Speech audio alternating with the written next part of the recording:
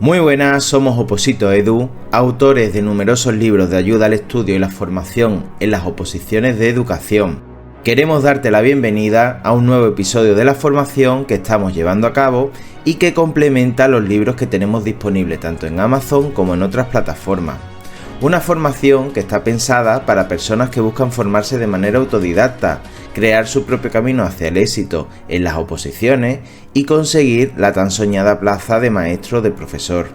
En este episodio vas a conseguir información, consejos y sobre todo la motivación necesaria para alcanzar tu objetivo final, la plaza, construyendo así una vida más fácil. Ahora sí, vamos allá, te dejo con el episodio. Arrancamos con una nueva inmersión profunda y la sesión de hoy viene cargada de un propósito muy claro. Diría que un propósito vital. Totalmente. El objetivo que tenemos sobre la mesa es ambicioso y desde luego fundamental para quienes nos escuchan y se encuentran inmersos en esa durísima carrera de fondo que es la preparación de unas oposiciones. Una etapa de mucho café y pocos descansos. Exacto. Hablamos de desgranar el temido pero fundamental tema 17 de las oposiciones al Cuerpo de Maestros de Educación Infantil. Que tiene mucha tela. Muchísima.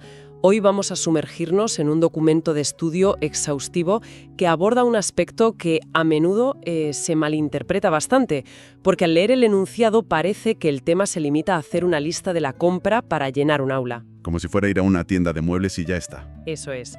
Pero la realidad es que el equipamiento, el material didáctico y curricular, así como su selección, utilización y evaluación, constituyen la verdadera arquitectura de la práctica docente. Y la misión de nuestro análisis a fondo de hoy es precisamente desmontar esa visión simplista. Porque cuando alguien que oposita se sienta a redactar este tema a contrarreloj, o se pone de pie frente a un tribunal para defender su programación, el peor error que puede cometer es recitar un inventario de juguetes. O un catálogo de mobiliario de colores brillantes. Claro. El éxito para destacar de verdad reside en demostrar que se comprende cómo el ambiente físico se convierte en el tercer educador. ¿Qué concepto más potente ese? Lo es. Se trata de justificar el porqué pedagógico que hay detrás de cada silla, de cada bloque de madera o de cada rincón del aula. Y, por supuesto, de hilar toda esa justificación con la normativa vigente. Demostrando que el diseño del espacio no es un capricho estético, sino una exigencia legislativa y metodológica pura y dura. Exactamente.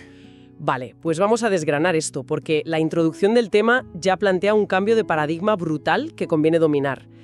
Históricamente, la inercia nos llevaba a pensar en el aula como un simple contenedor. 4 paredes y poco más. Eso es, 4 paredes donde el maestro impartía conocimientos y el alumnado simplemente estaba allí, pasivo. Pero los documentos que sustentan este tema rompen con eso radicalmente. El espacio y los materiales dejan de ser un mero decorado de fondo. Pasan a erigirse como agentes educativos de primer orden. Claro, lo que se introduce en el aula y la disposición física que se le da condiciona de manera absoluta las interacciones, el clima de convivencia y las oportunidades de aprendizaje que van a surgir. Y esa evolución del concepto de aula nos lleva directamente a la base legislativa actual, que para quienes preparan la plaza tienen que tener grabada a fuego, que es la LOMLOE, la Ley Orgánica 3/2020. Fundamental mencionarla siempre. Siempre. Esta ley exige de manera explícita potenciar la autonomía del alumnado en la etapa de educación infantil a través del diseño de situaciones de aprendizaje. Y claro, ¿cómo se fomenta esa autonomía real? A través de metodologías activas. Ahí está la clave.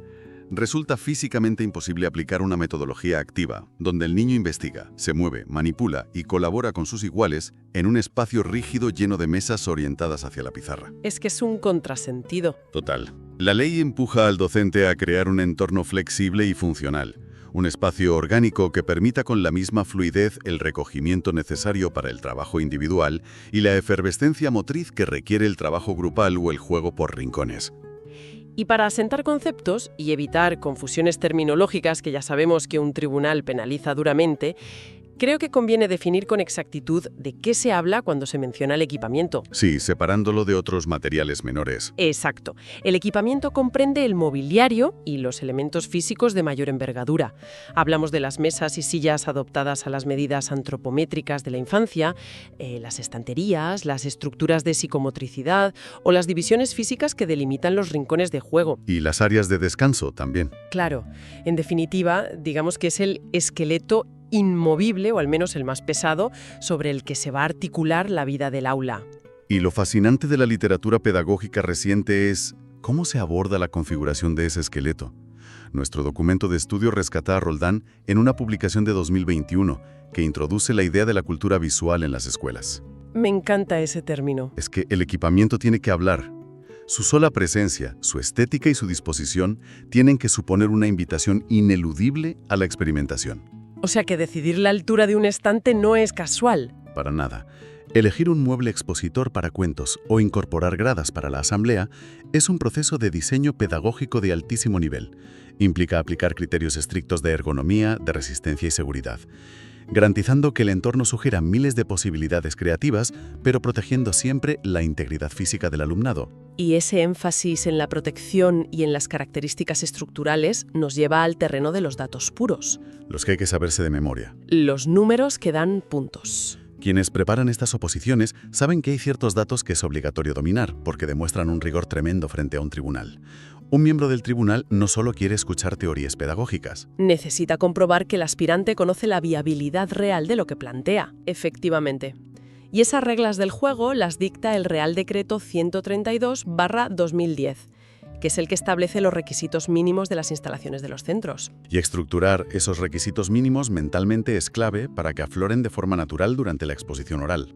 A ver, repasemos esos datos. Pues a nivel general, el Real Decreto 132/2010 establece que los centros de educación infantil deben situarse en edificios independientes y destinados exclusivamente al uso escolar. Lógico. Exige también condiciones de ventilación e iluminación natural y directa desde el exterior, así como el cumplimiento normativo de accesibilidad universal.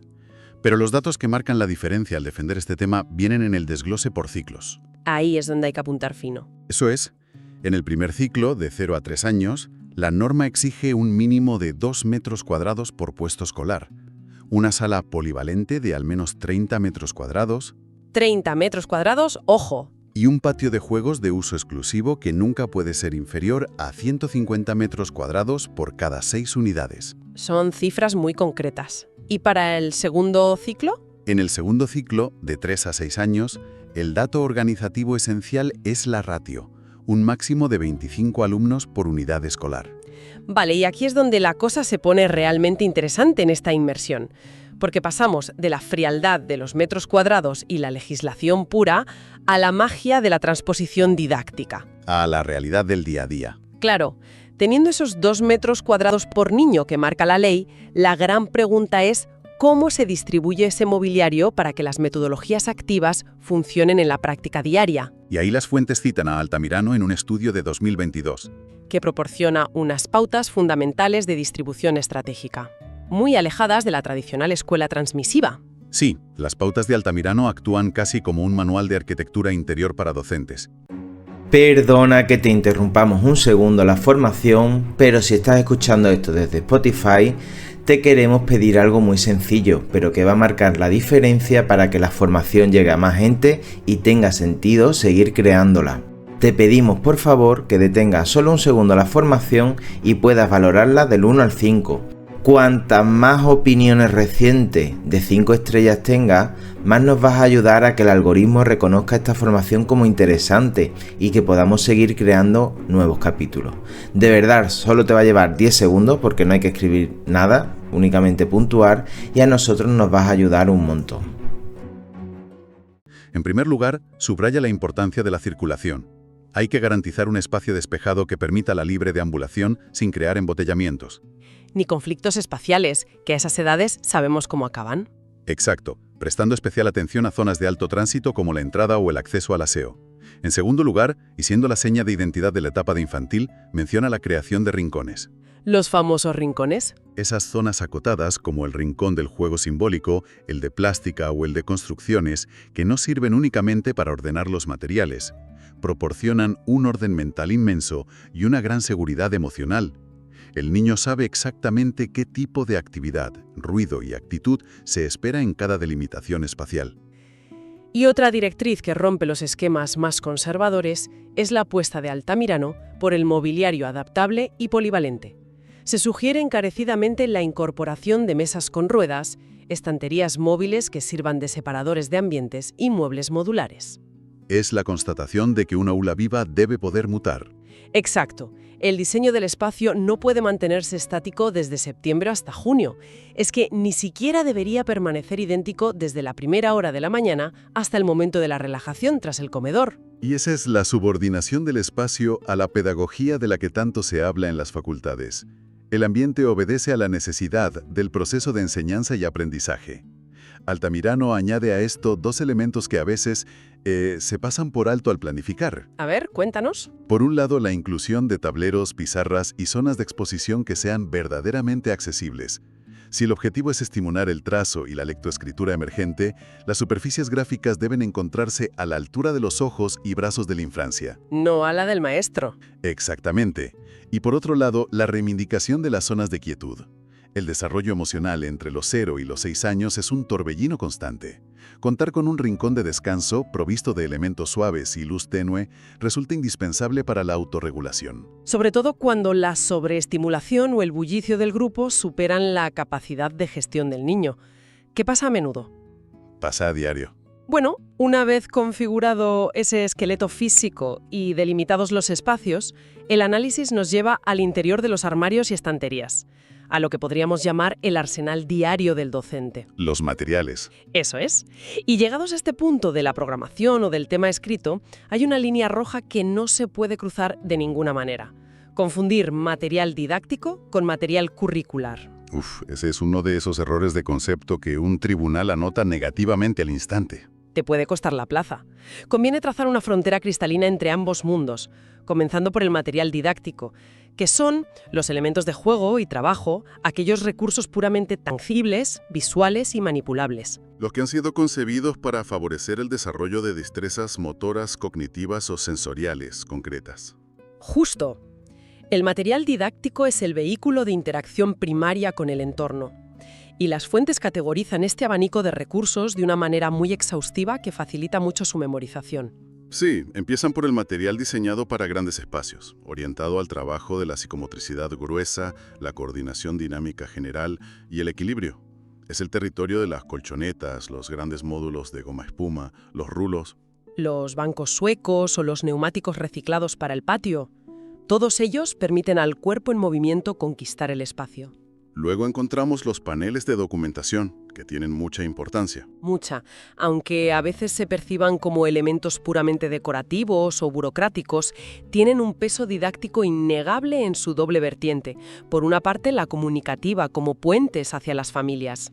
Mostrando documentación pedagógica, menús, proyectos. Exacto. Y por otra, la vertiente organizativa para el propio alumnado. Un panel de asistencia, la tira de rutinas visuales diarias o los pictogramas que asignan responsabilidades. Son herramientas que vertebran el tiempo psicológico del aula. Y fomentan el sentido de pertenencia al grupo, que es vital. Al acercar el foco, llegamos a lo que el texto denomina el material de aula, el verdadero motor del aprendizaje fino y la concentración. Mientras disfrutas de esta formación, queremos recordarte que puedes llevar tu preparación un paso más allá con nuestros libros especializados.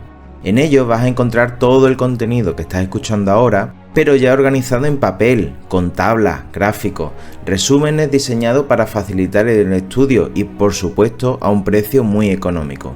Son materiales creados pensados en el opositor de ahora, claro, directos y perfectos para preparar el examen de forma autónoma y con garantías de éxito.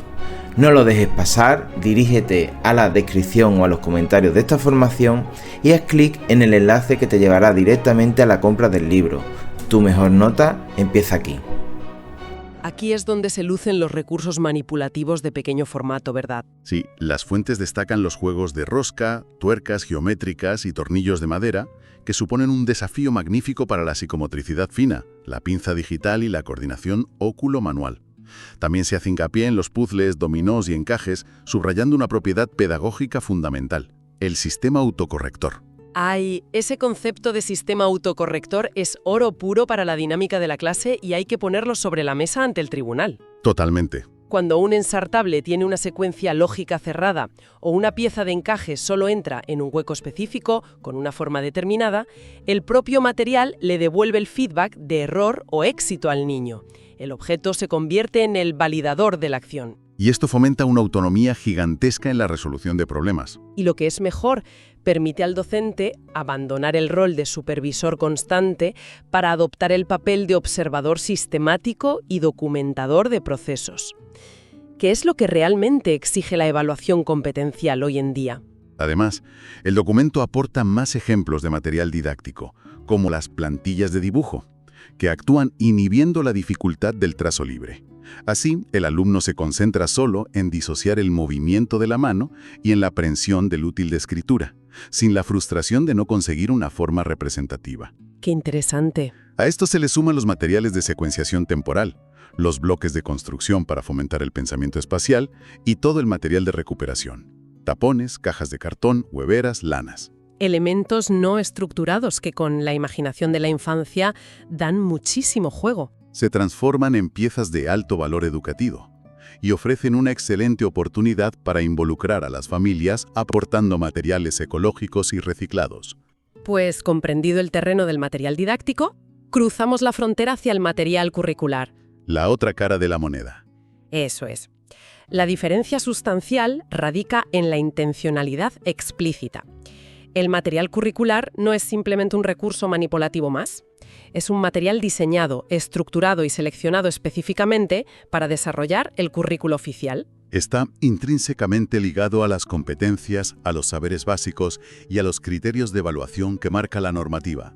¿Y qué engloba exactamente según nuestras fuentes? Nada cuidadosamente para trabajar habilidades lingüísticas o educación emocional, hasta los recursos audiovisuales, las aplicaciones interactivas en paneles digitales, y de manera muy destacada el material manipulativo estructurado. Como las regletas. Exacto. Las regletas de Cuisenaire, los bloques lógicos de Dienes o el material base 10 no son simples maderas de colores. Son la materialización física de conceptos abstractos matemáticos. Y aquí es donde un aspirante demuestra maestría ante un tribunal. Al vincular la elección de estos materiales con los niveles de concreción curricular. Ahí le has dado. Es que este punto requiere detenerse con detalle, porque es el núcleo de una buena programación didáctica. El primer nivel de concreción es la ley y los decretos. El currículo base. Pero los materiales curriculares son la herramienta indispensable para hacer realidad el segundo nivel, plasmado en el proyecto educativo y la propuesta pedagógica del centro, y muy especialmente el tercer nivel, que es la programación de aula que el docente diseña para su grupo concreto. Por eso la selección de ese material no puede ser aleatoria. Claro, debe responder a los saberes básicos de las áreas de la etapa y ajustarse de forma precisa a las características del contexto sociocultural.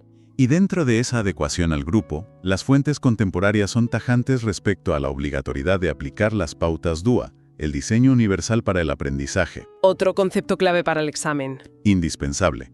Al justificar el material curricular, hay que demostrar cómo éste asegura la inclusión de todo el alumnado. Pensemos en los principios del DUA. Un bloque lógico no solo enseña geometría, proporciona múltiples formas de representación. Claro. Un alumno con barreras en la comprensión del lenguaje oral o escrito puede acceder al concepto de grande o círculo a través del tacto y la visión. Del mismo modo, disponer de pizarras accesibles o material fonético ofrece múltiples formas de acción y expresión, permitiendo que cada niño demuestre lo que sabe utilizando la vía motriz o comunicativa que mejor se adapte a sus capacidades. Es una verdadera obra de ingeniería pedagógica. Lo es. Y toda esta teoría se pone a prueba en el día a día a través de lo que las fuentes definen como el ciclo de vida del recurso, su selección, su utilización y su posterior evaluación. Las 3 fases de oro.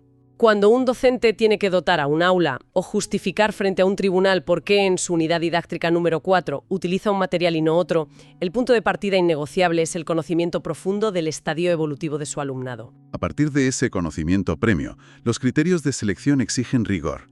Se busca la adecuación a los objetivos planteados y la variedad de tipologías para apelar a las inteligencias múltiples. Y la seguridad, por supuesto. Un filtro ineludible.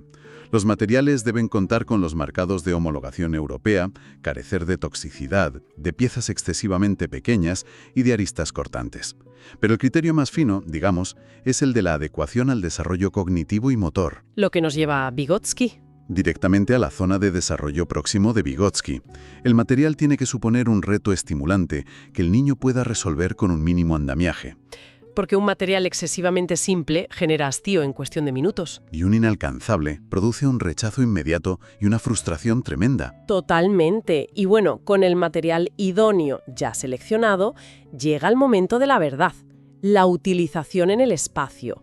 Y las fuentes vuelven a poner el foco en la gestión de los rincones, esos microespacios donde de verdad se produce el aprendizaje por descubrimiento.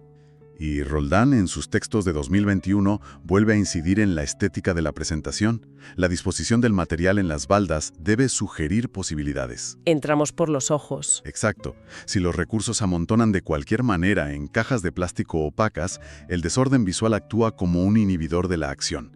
El caos físico en el aula se traduce rapidísimamente en caos conductual. Para prevenir ese caos y maximizar el uso pedagógico, el documento establece 3 grandes premisas de utilización que la gente que está estudiando tiene que tener clarísimas. Muy claras.